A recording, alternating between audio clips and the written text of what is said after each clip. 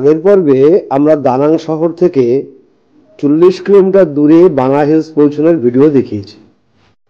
আজ আমরা ঘুরে দেখব বানা হিলস এর নয়নাভিরাম স্থাপত্য ফ্রেঞ্চ ভিলেজ।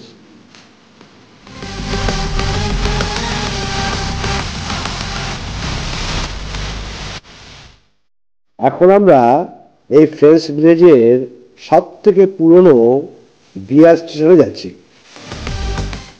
এই বিয়ার স্টেশনে বিভিন্ন রকমের বিয়ার পাওয়া যায় যা আপনি টেস্ট করতে পারেন।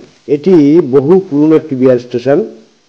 আমাদের টিকিটের সাথে এই বিয়ার স্টেশনের টিকিট এবং লাঞ্চের কুপনও দেওয়া হয়েছিল। আমরা এখন এখানে বিয়ার টেস্ট করব।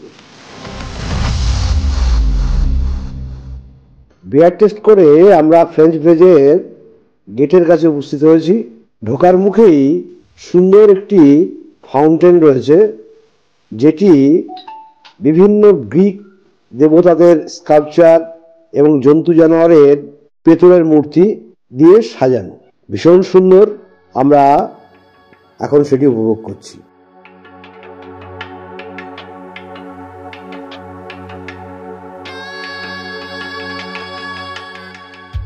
এরপরে আমরা চলেছি গ্রামের মধ্যে দিয়ে।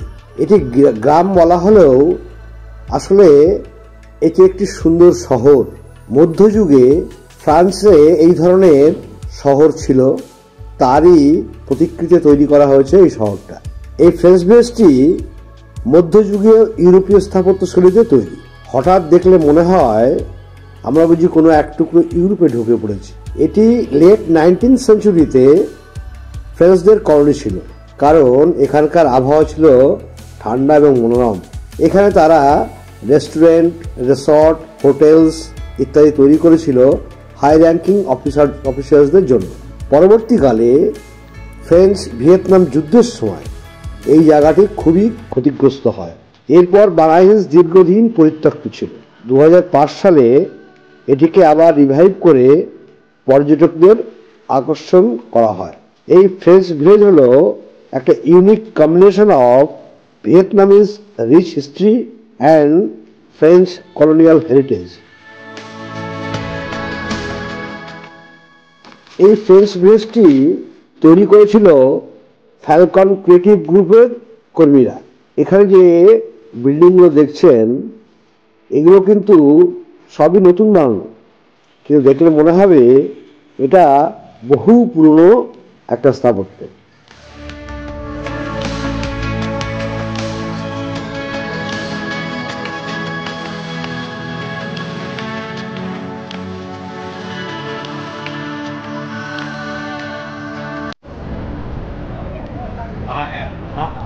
একটা ছেলে চলে এলো, বোতলটাকে এমন তাড়া দিল, আর ওই ফটো তোলার ব্যাপার ছিল।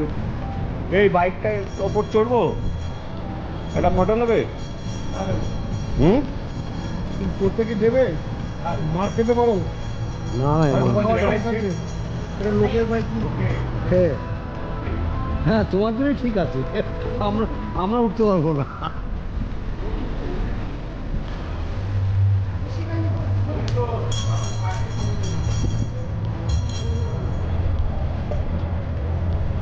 Now Ruby is enjoying bike riding. Riding.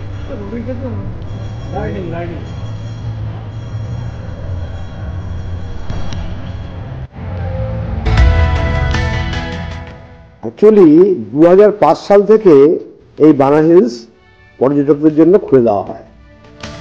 এখানে রয়েছে বিভিন্ন রকম ভিলা, রেস্টুরেন্ট, সুন্দর রাস্তাঘাট, গ্রিনারি, সুন্দরভাবে সাজানো।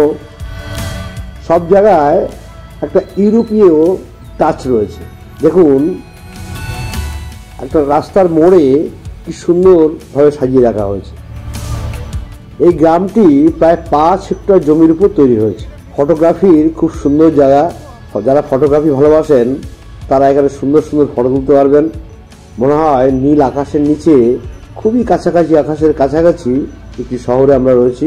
পরিষ্কার পরিচ্ছন্ন, ধুলোবালিবিহীন, গাড়ি ঘোড়া নেই।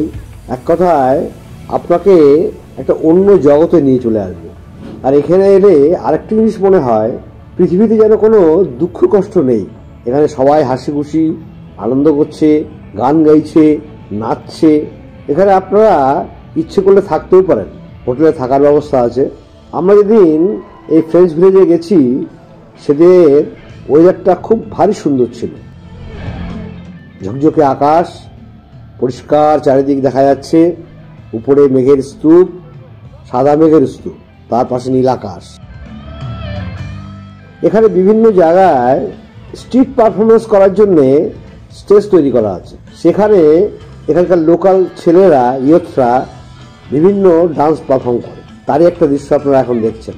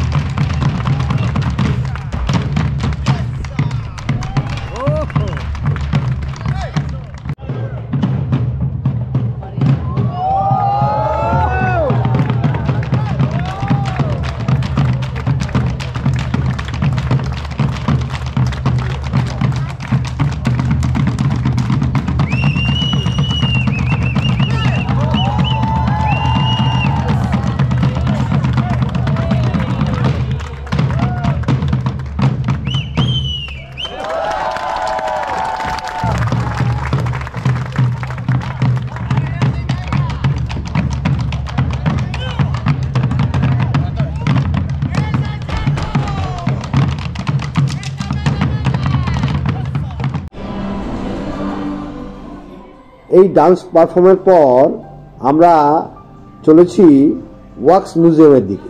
ওই যে দূরে দেখছেন ট্রাম্পের একটি ওয়াক্স মূর্তি গড়া আছে। আমরা ভেতরে ঢুকবো না, কারণ এখানে ঢুকতে গেলে আলাদা টিকিট করতে হয়।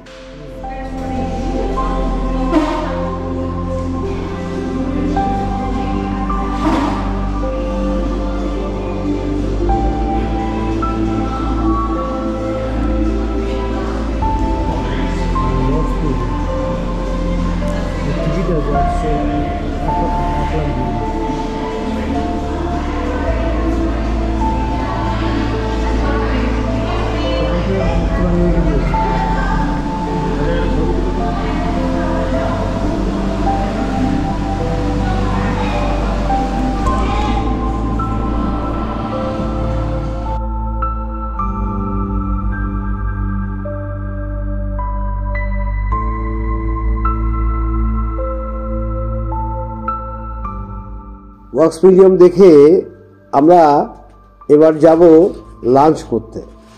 লাঞ্চের কুপন আমাদের আগেই নেওয়া ছিল। বিরাট ডাইনিং হল, একসাথে প্রায় 500 লোক বসে খেতে পারে।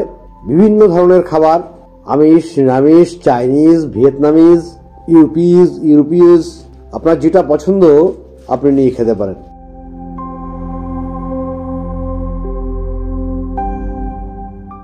এই যে বাইরের দিকটা দেখছেন, এখানে হচ্ছে বিভিন্ন স্পোর্ট আইটেম রয়েছে। স্পিড স্লাইড, যা ফ্যান্টাসি পার্কের মধ্যে রয়েছে, এটা করে আপনি পুরো পাহাড়টা চড়ে বেড়াতে পারেন। আমরা এখন নিচের দিকে নেমে যাচ্ছি। যাওয়ার পথে পড়ছে পাহাড়ের মধ্যে কি সুন্দর প্রতিকৃতি তৈরি করা, এগুলো ভারী চমৎকার।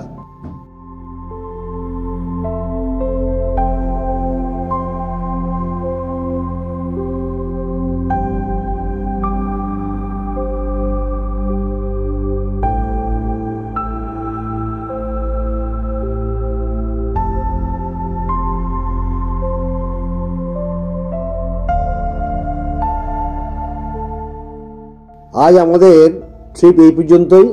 এরপর আমরা যাব গোল্ডেন হ্যান্ড ব্রিজ এবং অ্যামিউজমেন্ট পার্ক।